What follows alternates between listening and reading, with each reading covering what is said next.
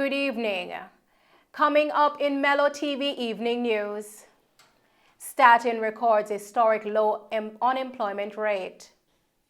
Illegal firearms seized in separate incidents in St. James. Education Minister announces details about the government's teacher retention strategies. And woman arrested for lottery scamming at the Sangster International Airport. And now the news in detail.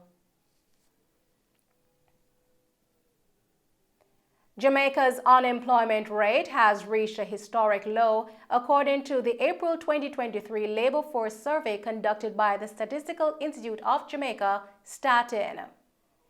Staten's Director General, Carol Coy, presented the findings during a virtual media briefing. According to Ms. Coy, the unemployment rate currently stands at 4.5%, a decrease of 1.5 percentage points from the same period in 2022. This rate is lower than the previous July rate of 6.6%. Hi everyone, by now you would have heard the great news. Jamaica's unemployment rate is 4.5%. That's the lowest unemployment rate in the history of Jamaica. We are now close to full employment. As Minister of Economic Growth and Job Creation, this is the best news that our economy can have. It means that our economy continues to expand, but what it really means is that more Jamaicans have income. It means that more Jamaican families can do much better than they were doing before. We are building Jamaica. Ahead of the new academic year scheduled to start in the next few weeks, the government says it will be implementing strategies to avert any teacher shortage. School boards are empowered to take early recruitment decisions, meaning they don't have to wait on the ministry. Pre-approval has been granted for the replacement of teachers in clear vacancies and those in temporary posts funded by the Ministry of Education and Youth. Strategy number 2 would be the engagement of teachers on approved vacation leave. And I want to stress this because this year we heard the cries of teachers who are eligible for their 8 months vacation leave. And you may say 8 months sounds like a very long time to be on leave relative to the private sector. But you have to understand why this is so. It is because those teachers would have worked for 10 years without taking any vacation. They accrue vacation, teachers accrue vacation at the rate of 2 days per month. And so if at 10 years, when you are eligible to go off on your 8 months vacation, if you are not approved to go off, you will not be accruing any more vacation days. And so there have been teachers working in the system who've been losing out on a benefit. We don't believe that's fair to the teachers. And so this year, having heard the cries since I've been at the Ministry of Education and Youth about this benefit that teachers are losing, we approved all the teachers who applied for their 8-month vacation leave, and so those teachers will proceed on their leave. Minister of Education Favor Williams says for the January to September 2023 period, 427 teachers resigned, which is a decrease from last year, which saw over 1,000 teachers resigning.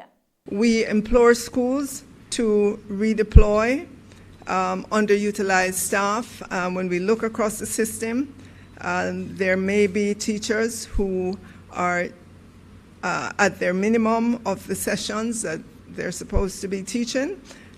We implore our principals to make sure there's greater efficiency in our schools.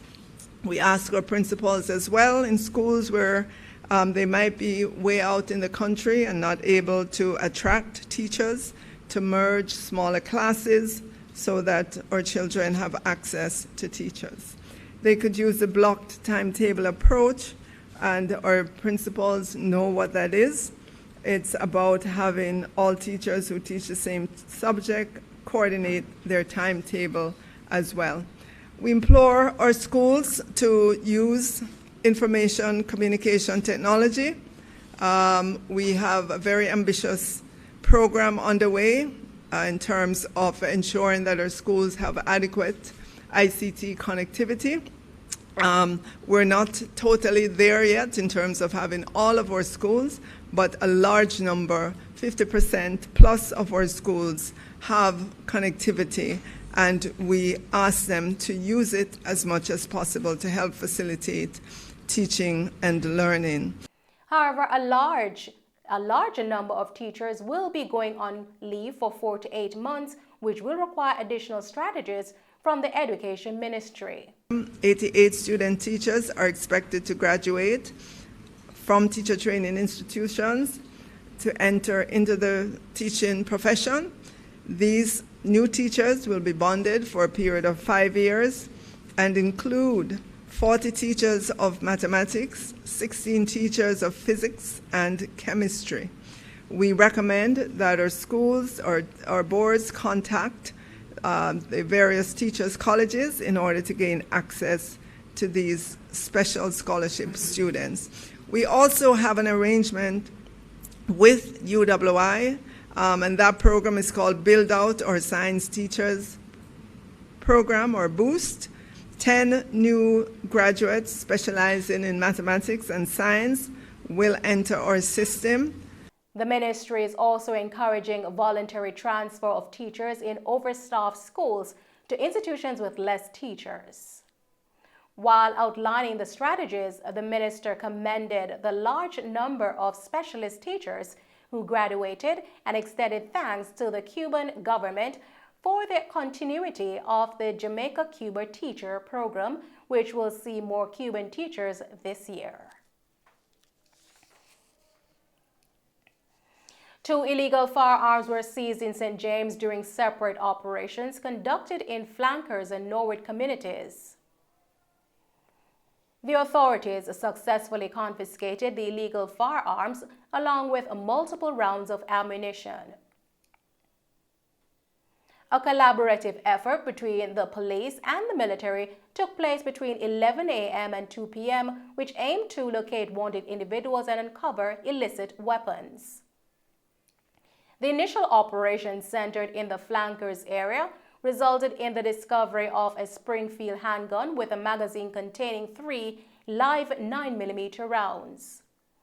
The focus then shifted to Marigold Crescent in Norwood, where law enforcement sought an individual identified as Blacks. A thorough search of various locations led to the uncovering of a black shopping bag along a fence line. Inside the bag was a black and silver HS 2000 9mm pistol equipped with a magazine housing 3 live rounds was found and seized. No arrests have been made in connection with these incidents. A woman from St. Ann has been charged with involvement in lottery scamming following her arrest at Montego Bay's Sangster International Airport on Monday, August 14. The 24-year-old woman has been identified as Selena Anderson of Camelot Village in Discovery Bay, St. Ann. She is facing charges related to possession of identity information and possession of access device. Officials became suspicious when Anderson arrived at the Customs Cargo Department to collect a package. Upon inspection, customs officers discovered 2 American bank cards concealed within her shoes. Following her apprehension, a subsequent search at her St. Ann residence uncovered multiple sheets containing personal details such as names, addresses, phone numbers, banking details, and credit card information of individuals residing abroad. Anderson was formally charged on Tuesday in connection with her alleged involvement in lottery scamming activities.